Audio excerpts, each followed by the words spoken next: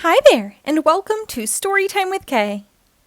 Today we will read Finding Nemo, Nemo and the Tank Gang by Amy Edgar and illustrated by the Disney Storybook Artists. This book was published by Disney Press in 2010.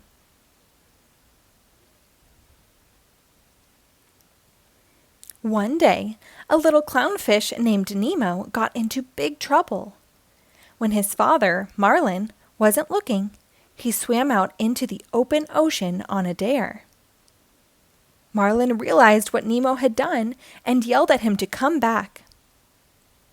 Suddenly, a scuba diver grabbed Nemo and put him in a bag. "Dad? Daddy?" Nemo called, hoping his father could save him. But another diver swam up and took a picture of Marlin.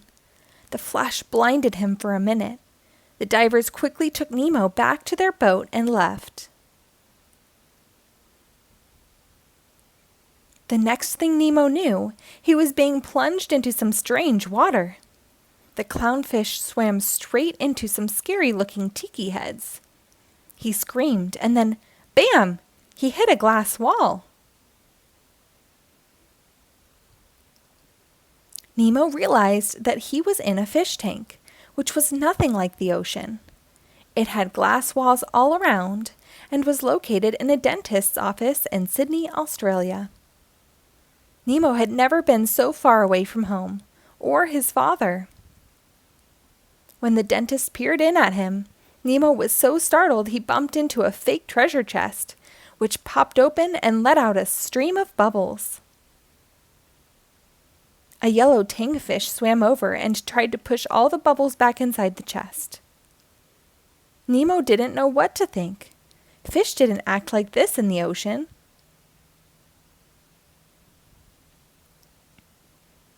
Then, a starfish named Peach unstuck herself from the glass and waved hello.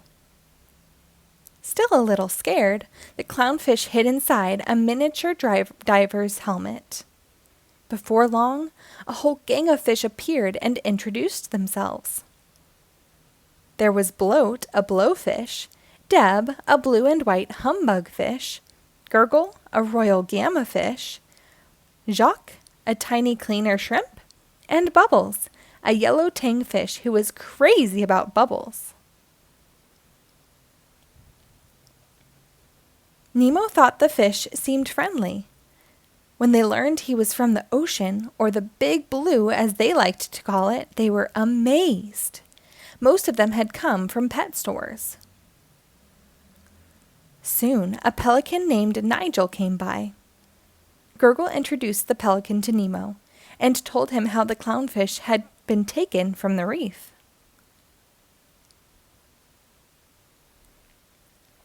When the dentist spotted Nigel, he shooed the pelican out the open window, knocking over a frame with a photo of a little girl in it. "This here's Darla," the dentist told his patient. "She's my niece, going to be 8 this week." Then he looked over at Nemo. "She's going to be here Friday to pick you up." "She's a fish killer," muttered Peach. Nemo panicked. He wanted to get back to his dad. He darted around the tank, but got stuck in the intake tube. "Daddy, help me!" he cried. A Moorish idolfish named Gil appeared from behind a plastic skull. "You can get yourself out," he said. "Just concentrate." Nemo explained that one of his fins was smaller than the other. He didn't think he could do it. Gil showed him his own severed fin and said, "Never stopped me." So Nemo swam as hard as he could. Before long, he had freed himself.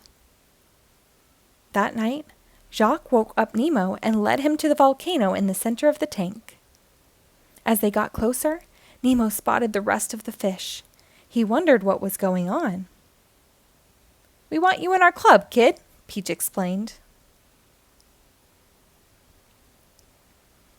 "If you are able to swim through the ring of fire," Bloat added dramatically. A wall of bubbles erupted from the volcano. The tank gang chanted Nemo's name, urging him on. The little clownfish concentrated and quickly zoomed through the bubbles. Gil smiled at him. "From this moment on, you will now be known as shark bait," he said. "Shark bait's one of us now," Gil continued. He paused. "Darla's coming in 5 days, so what are we going to do?" No one said anything. Luckily, Gil had an escape plan. Nemo was the only one small enough to swim into the filter and jam it with a pebble. If he completed that dangerous task, the tank would get dirty. The dentist would have to put the fish in bags while he cleaned it.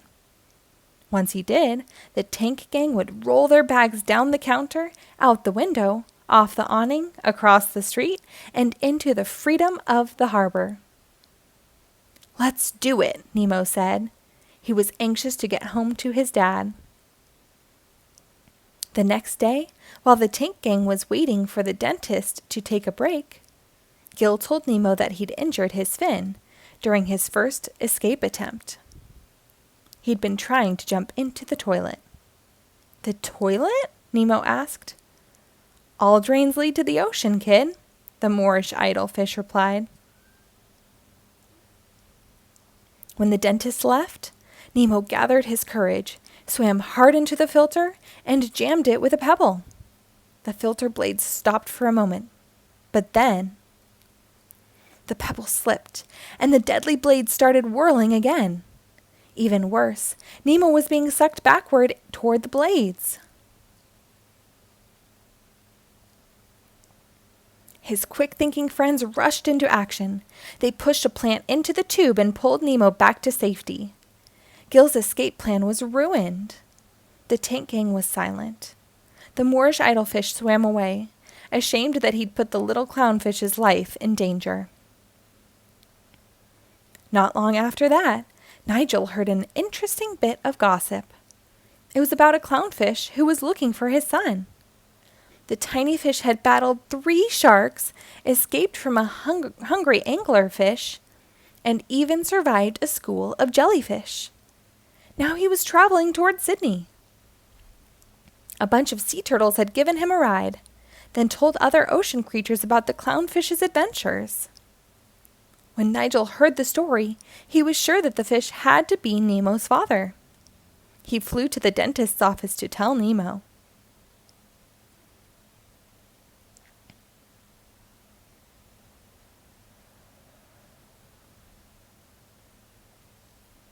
At first, the little clownfish didn't believe Nigel's story. His father was too scared to swim in the open ocean. Traveling this far meant Marlin was being very brave. Now, Nemo felt brave too. He was determined to escape from the tank and find his father as quickly as possible. In a flash, Nemo picked up a new pebble and jammed it into the filter. This time the plan worked.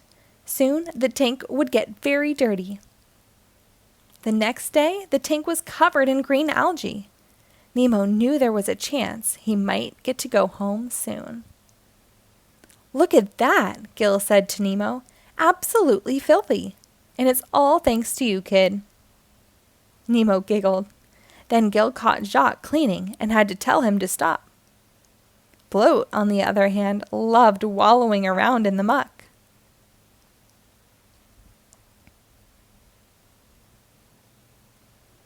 When the dentist came in, he ran his finger along the inside of the tank.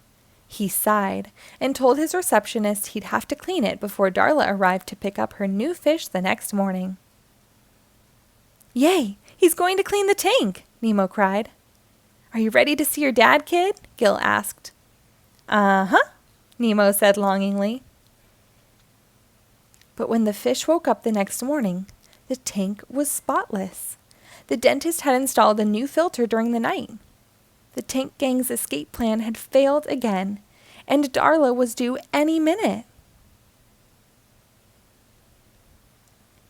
The dentist soon arrived and scooped Nemo into a net.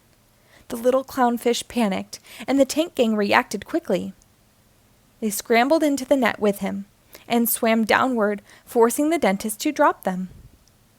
The fish began to cheer, but the dentist snuck up behind Nemo and caught him in a plastic bag. Then he set the bag on the counter. Gil and the others coached Nemo to roll the bag toward the window. He had almost made it there when the dentist noticed and moved him. Just then, Darla came in. She was anxious to see her birthday surprise. Nemo knew he would have to do something if he wanted to survive, so he floated belly up. The dentist looked at the little clownfish and thought he had died. Nemo winked at the tank gang, sure the dentist wasn't going to flush him down the toilet. Thanks to Gil, he knew the drain would take him to the ocean.